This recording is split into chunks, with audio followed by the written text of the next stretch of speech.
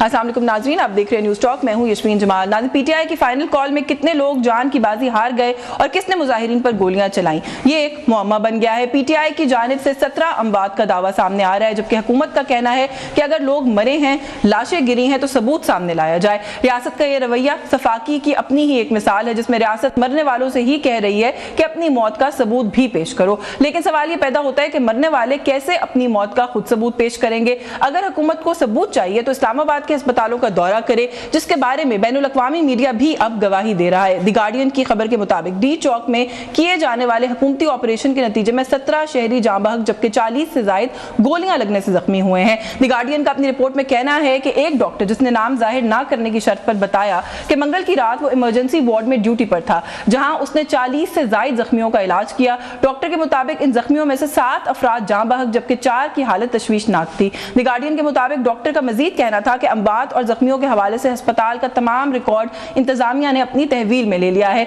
हलाकतों और जख्मियों के हवाले से उन्हें बात करने नहीं दी जा रही, इजाजत नहीं मिल रही। इसके अलावा आला हुकूमती अफसरान रिकॉर्ड छुपाने के लिए अस्पताल का दौरा भी कर रहे हैं। क्या पीटीआई के एहतजाज में शरीक मुजाहिरीन पर गोलियां चलाई गई? क्या गोलियां लगने से अमवात वाकई हुई? इन सवालात का जवाब तलाश करने के लिए नियो न्यूज से वाबस्ता सीनियर तहकीकाती सहाफ़ी और एंकर मतीउल्लाह जान साहब भी काम कर रहे थे, जिसके लिए गुज़िश्ता शब उन्होंने पिम्स अस्पताल का दौरा भी किया। लेकिन पिम्स अस्पताल से वापसी पर कानून नाफिज करने वाले इदारों ने मतीउल्लाह जान को हिरासत में ले लिया और उन पर दहशतगर्दी जैसा भोंडा और मंशियात के इस्तेमाल जैसा मज़े का खेज मुकदमा दर्ज कर दिया। पुलिस की जानिब से आज मतीउल्लाह जान को इंसदाद दहशतगर्दी अदालत में पेश किया गया, जहां उनका 2 रोज़ा जिस्मानी रिमांड भी पुलिस को दे दिया गया है। ओवरऑल इस वक्त मुल्क में क्या हो रहा है, ये तो एक सिनेरियो है जो कि इस वक्त प्रवेल कर रहा है। मुल्क की सियासत में क्या हो रहा है, हुकूमती हलकों में क्या हो रहा है, पाकिस्तान तहरीक इंसाफ की सफ़ों में क्या हो रहा है, क्योंकि वहां से तो इस्तीफे आने का सिलसिला भी जो है उसका आगाज हो गया है। सलमान अकरम राजा साहब ने पहले इस्तीफा दिया और उसके बाद हामिद रजा साहब जो हैं वो ना सिर्फ पार्टी रुकनियत बल्कि उन्होंने जो उनकी कौमी असेंबली की नशिस्त है उससे इस्तीफा दे दिया।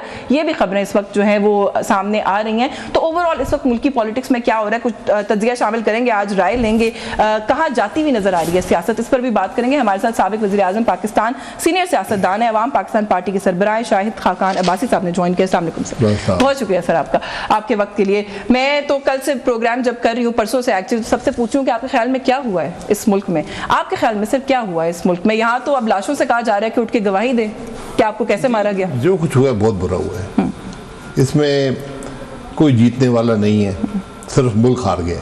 यकीन करें, ये कोई सियासत नहीं है जो आज हुकूमत कर रही है, जो अपोजिशन कर रही है, दोनों को शर्म आनी चाहिए कि आप आज लोगों की जानों से खेल रहे हैं। इसमें आप किस पे इल्ज़ाम लगाएंगे, किसको बरी ज़िम्मा करार देंगे, ये मुमकिन नहीं है।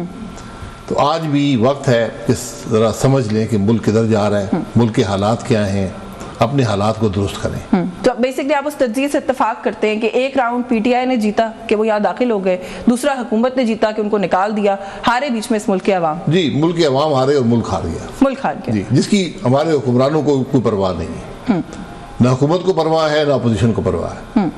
सर, आप इस पार्टी से वाबस्ता रहे अपनी पूरी जिंदगी, ये जो एक सफाकाना एटीट्यूड है, वैसे एक आम शहरी की हैसियत से भी ये सवाल आपसे करना चाहती हूँ कि क्या ये माइंडसेट कभी पहले था? जो लोग इस वक्त बरसरे इक़्तिदार है कि वहाँ सड़कों पर फिर के कह रहे हैं तो हम तो लाशें तलाश कर रहे हैं, ये सारा झूठ है, हुआ ही कुछ नहीं है। कंटेनर से गिरने वाली जो वीडियो है सर, वो दुनिया भर में वो वायरल हो रही है और वो यहाँ पर एक साहब को पेश करके कहते हैं वो तो ये साहब थे, हालांकि सर के बल वो साहब गिरे, वो बच भी गए, तो इस हालत में नहीं बच सकते थे जो एक शख्स पेश किया गया।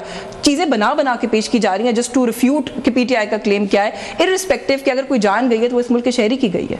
देखिए, ये कोई मुकाबले की बात नहीं है कि कितने लोग मरे हैं या नहीं मरे। मैं ये जानता हूँ कि मेरे हल्के के 2 नौजवान शहीद हुए, बिल्कुल, और गन फायर से वो फौत हुए। तो अब उनको कौन, उनके वालिदैन को कौन जवाब देगा? किसी के बेटे हैं, किसी के भाई हैं, कौन जवाब देगा? इमरान खान साहब जवाब देंगे, शहबाज शरीफ साहब जवाब देंगे, कौन जवाब देगा? ये बड़ी अफसोस की बात है। हमारे मुल्क में दुनिया तरक्की कर रही है, हमारा मुल्क ज़वाल की तरफ जा रहा है। दुनिया चीज़ें ख़त्म कर चुकी है, गोलियां नहीं चलाते आप शहरियों पे, नहीं चलाते। रात के अंधेरे में गोलियां चल रही हैं। ये किस तरह आप इसका हिसाब देंगे, किसको हिसाब देंगे? सर, हिसाब मांगेगा कौन?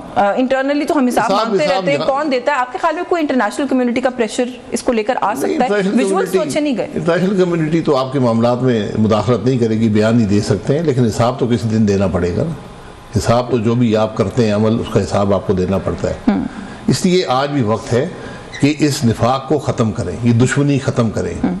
ये कुर्सियों की जो जंग है ना, ये जो बेचारे बेगुनाह लोग शहीद हो रहे हैं, ये इस कुर्सी की जंग में शहीद हो रहे हैं। चाहे वो हुकूमत के एहलकार हों, चाहे वो आम शहरी हों जो मुजाहरा करने आए हों। अजीब हमारे मुल्क के हालात हैं और किसी को परवाह नहीं है। आज हुक्मरान अपनी कुर्सी बचाने में है, अपोजिशन जो है वो उस कुर्सी को लेने के चक्कर में है। तो किस तरह मुल्क आगे चलेगा? मुल्क की किसी को परवाह नहीं है। अभी तक मुल्क की किसी ने बात नहीं की। हर अपनी कुर्सी की बात कर रहा है, इक़्तिदार लेने की बात कर रहा है, जेल से बाहर निकलने की बात कर रहा है। एक हुकूमत दूसरी हुकूमत पर हमलावर हो रही है, दूसरी हुकूमत रात के अंधेरे में वापस हमलावर हो रही है। ये आज हमारे मुल्क की हालत है। आपके ख्याल में पहले KPK की गवर्नमेंट हमलावर हुई है, फिर वफाकी हुकूमत जी बिल्कुल ने जवाबी हमला किया है। जी वो भी देखें, वो तो एहतजाज करने नहीं आए थे सर, हमलावर कहना चाहिए उन्हें। जी एहतजाज करने आप आते हैं तो आप, हुकूमत का भी काम है कि हमेशा एक डायलॉग रखे अपोजिशन के साथ, दीवार से मत लगाए। और अगर कोई एहतजाज करना चाहता है उसके असूल और ज़वाबित बैठ कर फैसला कर लें कि यहाँ पर एहतजाज होगा, जलसा होगा, जुलूस होगा, हम घर जाएंगे। फिर आपको न कंटेनर लगाने पड़ेंगे, न खड्डे खोदने पड़ेंगे, न मुल्क बंद करना पड़ेगा, न इंटरनेट बंद करना पड़ेगा। आज 5वां दिन है इस्लामाबाद में इंटरनेट नहीं चलता, अभी भी नहीं चल रहा, कभी स्लो है कभी फास्ट है। तो कारोबार भी तबाह हो गया, लोग भी परेशान हैं। और वहाँ से हुकूमती ज़राए साथ लेकर वो हमलावर होते हैं इस्लामाबाद पे।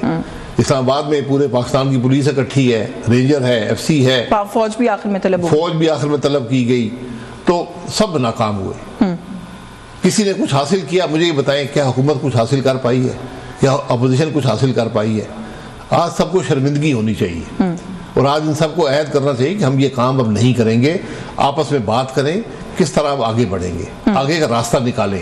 यही सियासत होती है। अच्छा, ऑब्वियसली बेस्ड ऑन इन्फॉर्मेशन, मैं आपसे ये सवाल नहीं पूछ रही कि आपकी इन्फॉर्मेशन क्या है, मैं आपसे आपका तज्जिया लेना चाहती हूँ, बिकॉज आपने फर्स्ट हैंड गवर्नमेंट की वर्किंग को टॉप मोस्ट लेवल पे एक्सपीरियंस किया है। बड़े रूमर्स थे इस्लामाबाद में कि डायलॉग हो रहा है, बातचीत हो रही है, उन्हें इंगेज करने की कोशिश की जा रही है। वो कि गवर्नमेंट ने कभी भी आके इस बात का एतराफ़ नहीं किया। मोहसिन नकवी साहब तो खास तौर पर हमेशा आके कहते रहे ना हो रहे हैं मुज़ाकरात, ना होंगे। आपके ख्याल में कोई कोशिश भी की गई या नहीं की गई? भाई जब एक वजीर कह रहा है कि नहीं हो रहे, फिर नहीं हो रहे। पीटीआई के एक्टिंग चेयरमैन कहते रहे हो रहे हैं। ये एक्टिंग चेयरमैन तो जो मर्जी कहते हैं, जो चेयरमैन है वो कहते हैं मैं किसी बात ही नहीं करूंगा, डायलॉग ही नहीं होगा।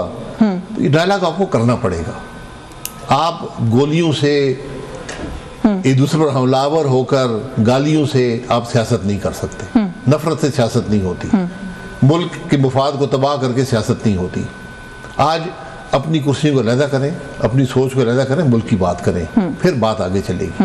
आप कह रहे हैं कि इमरान खान भी अपनी सियासत के लिए अब जो है वो उस तरफ चल पड़े हैं। देखिए, उनकी जमात का एक नुकाती एजेंडा है जिसकी बुनियाद पर वो यहाँ पर आते हैं कि इमरान खान को जेल से निकालो। तो जेल में सारे सियासतदान गए हैं, किसी ने कभी हमला नहीं किया, आकर ये मुतालबा नहीं किया कि मैं जी हमलावर हो जाऊंगा, मेरे पास हुकूमत है, वरना अगर मुझे रिहा ना किया गया। तो ये सारी सोच ही गलत है। हुकूमत की सोच भी गलत है, अपोजिशन की सोच भी गलत है। आज चाहिए ये है कि इस निफाक को, इस खलीज को ख़त्म करें। पार्लियामान के अंदर अपोजिशन हो, हुकूमत हो, स्पेस दें, एक दूसरे को जगह दें। हुकूमत अपोजिशन के बगैर नहीं चल सकती, मुल्क नहीं चल सकता अपोजिशन के बगैर भी। ये बात समझने की हुकूमत को। ये हुकूमत भी 2 साल पहले अपोजिशन में थी और 4 साल अपोजिशन में रही है, दोबारा भी मुश्किल अपोजिशन दोबारा भी कल भी जाएगी, बिल्कुल जाएगी। अगर से ये जमहूरियत में आपको तैयार होना चाहिए, अपोजिशन हुकूमत बनाने के लिए और हुकूमत अपोजिशन में जाने के लिए। लेकिन जिस किस्म की सियासत अब हो गई है, कल गोलियों पे आप गोलियों से सियासत करेंगे। हाँ, आ तो गए हैं वहां तक। एक ब्रेक लेनी है सर, ब्रेक से वापस आके जो भी आप बात करें ना कि किस तरीके से आगे बढ़ना चाहिए, उसके लिए कॉन्फिडेंस बिल्डिंग मेजर्स क्या हो सकते हैं, थोड़ा सा मैं आपसे वो उस पर बात करने की कोशिश करूंगी। व्यूअर्स, इस ब्रेक के बाद हमारे साथ रहिए।